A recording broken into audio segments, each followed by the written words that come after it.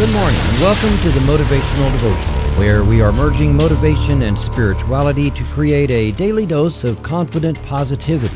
I hope that this morning's podcast will help you to be more spiritually and positively motivated so that you can transform your day.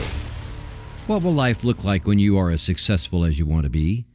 Where will you be when that happens? Do you think that's a geographic question or is it a consciousness question? Well, I'll let you think on that for a minute or two. We know the old saying that the grass is always greener on the other side of the fence. The hidden meaning in that is by going to the other side of the fence and then looking back where you were, the grass will still look greener where you previously stood. No matter how you change your circumstances, in other words, if you don't change how you are, then no matter where you go, there you are. People change jobs thinking that it will fix all their woes and that life will be perfect, but then find the same frustrations they had before. I've known countless people who came to the place I worked because they'd had enough of things where they used to be, and you know what? In a matter of time, some sooner and some later, they had enough of things where I worked, and they quit and went elsewhere. The fact is, if you leave a job because of all the things you can't stand, you will probably find the same or similar things wherever it is you go.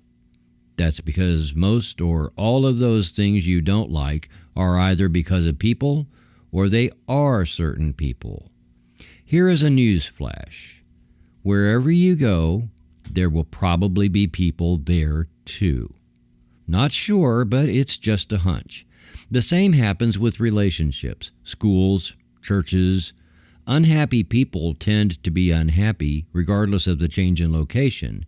And when you leave a place or group or relationship because of all the things you don't like, then you're leaving because you're unhappy. You take your unhappiness to the new place or the new group or the new relationship and try as hard as you might to be happy there.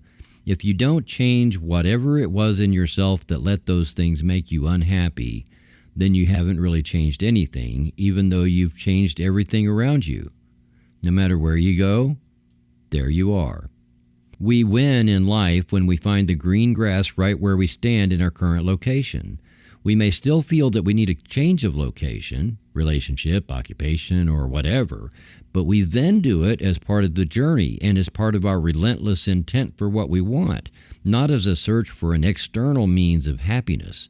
So, at the beginning, I asked you where you will be when you have achieved all the success you want to achieve, and obviously the answer has nothing to do with geographic location.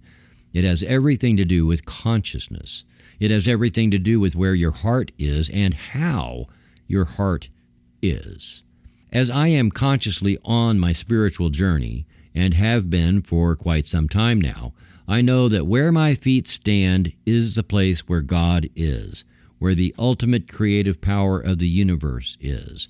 And wherever God is, all is well. How could it not be? So, if the universe is in sync with me and I with the universe, where I am is the perfect place to be. I don't need to be elsewhere to be happy. Living in that place, I can also tell when my circumstances around me are no longer serving me, or they are not as life-giving as I would choose, or they just simply are taking more energy than they are teaching me. That is when I realize it's time for a change in circumstances and in physical location. If life is not good where you are, it will never be good where you're trying to be. You have to get your heart to the place where life is good wherever you are, and then you fully realize that all of creation is conspiring in your favor, and you will trust that the universe always has your back. Dennis Waitley said, "Happiness cannot be traveled to, owned, earned, worn, or consumed. Happiness is the spiritual experience of living every minute with love, grace, and gratitude." Thank you for taking the time to listen today. Please help keep this podcast going by following the Motivational Devotional Facebook page, following @Threefold-Way Radio on Twitter, and sharing the written format of today's message from motivational-devotional.com on your social media. I am deeply grateful for your support, and thank you for letting Motivational Devotional be part of your journey. Peace out. See you tomorrow.